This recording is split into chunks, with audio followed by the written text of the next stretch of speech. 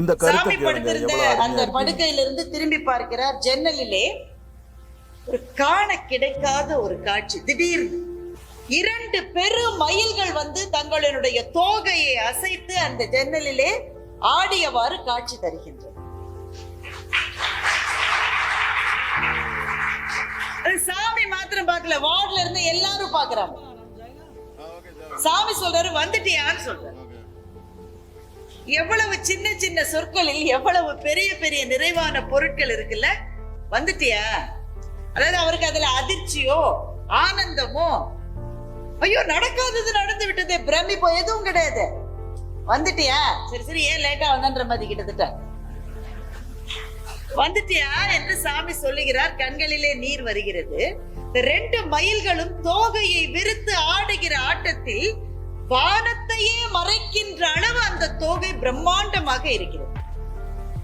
வானத்தின் மீது மயிலாட கண்டேன், மயில் குயில் ஆச்சுதடின்னு வள்ளல் சாமிகள் பாடின மாதிரி அந்த வானத்தையே மறைக்கின்ற 2 மயில்களினுடைய நடனம். ஒன்று பெருமயில், ஒன்று சிறு மயில். கொஞ்ச நேரம் தோகையை விரித்து நடனம் ஆடிவிட்டு அந்த 2 மயில்களும் பறந்து மறைந்து விட்டன.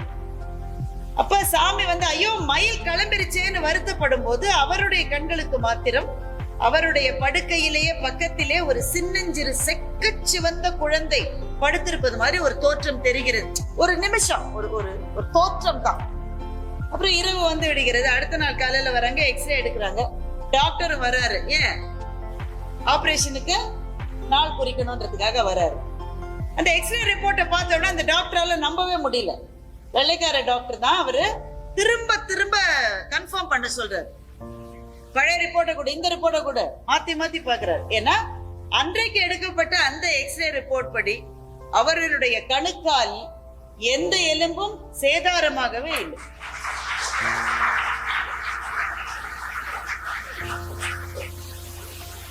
அந்த மயில் வந்து ஆடிய நாள் ஜனவரி 6, 1924.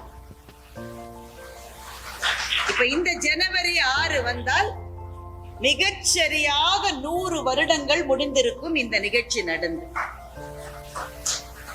இந்த நாளை கேள்விப்பட்ட போதுதான் எனக்கு வந்த உத்தரவாக அதை கருதி பாம்பன் சாமிகளை பற்றி இந்த இடத்திலே உங்கள் முன் பேசுகின்ற வாய்ப்பை எனக்கு முருகப்பெருமான் கொடுத்திருக்கிறார்.